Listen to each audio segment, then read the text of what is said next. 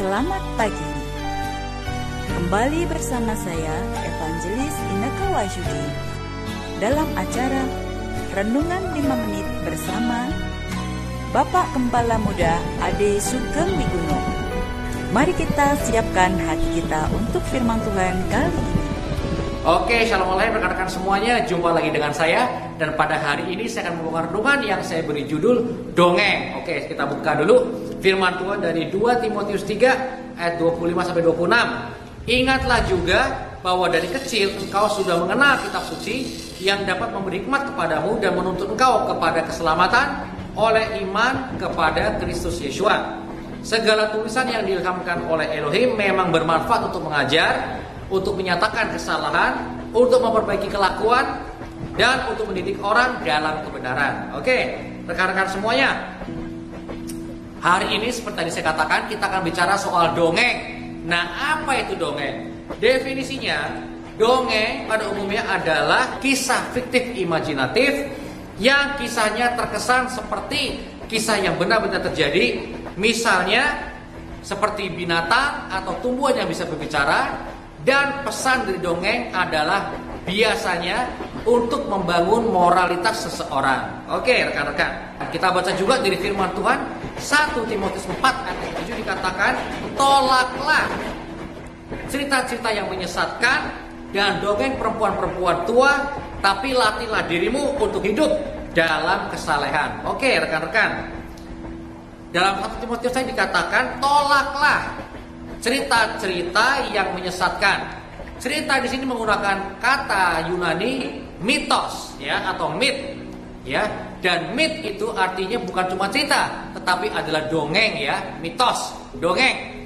Tadi kita sudah bahas bahwa dongeng adalah kisah fiktif imajinatif, ya, walaupun keadaannya atau ceritanya seolah-olah benar-benar terjadi. Nah, rekan-rekan, kita mengenal zaman sekarang ini ada berbagai macam kisah yang kita dengar, terutama di era sosmed seperti sekarang ini. Contohnya apa? Contohnya adalah hoax, ya, atau hoax, ya. Nah, kita melihat banyak sekali hoax yang beredar akhir-akhir ini, dan seringkali hoax itu memang dikisahkan dengan sangat teliti. Dalam arti seringkali kita terkecoh. Misalnya aja ada sebuah kalimat yang nggak tahu siapa yang ngomong, tetapi ada fotonya seorang yang terkenal. Misalnya aja fotonya Tuhan Yesua, tapi inti daripada kalimat-kalimatnya sama sekali ngaco dan bukan kalimat Tuhan Yesua. Misalnya saja ada kalimat ya, bilang kau mau menyembah aku, maka aku akan memberikan harta dan kerajaan-kerajaan kepadamu, ya. Lalu ada fotonya Tuhan Yesua. Kita langsung berasumsi bahwa itu adalah kata-kata Tuhan Yesua, padahal itu adalah kata-kata Satan atau iblis, ya, atau Lucifer pada waktu dia mau mencobai Tuhan Yesua. Jadi itu bukan kata-kata Tuhan Yesua, tapi karena kata-kata itu diberikan foto Tuhan Yesua, orang berasumsi itu ucapannya Tuhan Yesua. Nah, teman-teman, pada waktu kita membaca terutama apa yang ada di YouTube, apa yang ada di Google, kita membaca suatu kalimat, seringkali kita terkecoh. Kita merasa itu adalah ucapan dari orang terkenal, ucapan dari seorang kudus, atau bahkan mungkin seorang hamba Tuhan. Tapi sebenarnya bukan ucapan mereka semua. Itu ucapan gak jelas ucapan siapa, tapi ada fotonya mereka. Kita berasumsi itu ucapan mereka, ya. Seringkali apa yang kita dengar adalah sebuah hoax. Dan seringkali kita juga dengar pada akhir-akhir ini ada orang-orang yang mengklaim punya obat dari penyakit tertentu, ya, obat dari COVID-19, obat dari kanker, obat dari ini, obat dari itu, tapi sebenarnya nggak ada dasar ilmiahnya. Nah, kita seringkali mendengar lalu menyebarkan, ya. Nah, rekan-rekan, kita harus menolak dongeng-dongeng seperti itu, ya. Kalau nggak ada dasar-dasar ilmiahnya, jangan asal forward, jangan asal percaya. Karena seringkali yang kita nggak sadari, kita mungkin bisa membunuh orang loh. Misalnya dengan mengedarkan atau menyebarkan bahwa obat tertentu adalah obat COVID misalnya, ya, atau ramuan tertentu itu adalah ramuan penyembuh kanker, ya. Saya masih ingat ada seorang yang pernah menyebarkan kepada saya bahwa ada sebuah racun, ya.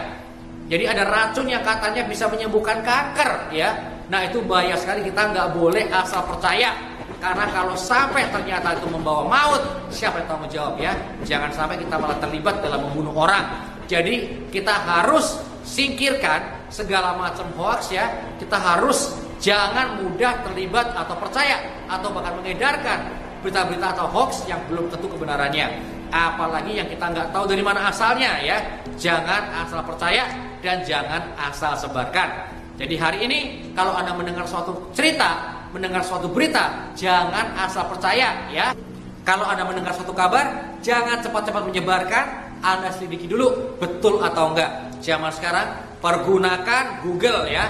Kalau ada berita obat tertentu bisa menyembuhkan penyakit tertentu, Anda langsung Google aja ya. Siapa tahu sudah ada yang mengklarifikasi. Tapi yang penting jangan asal percaya.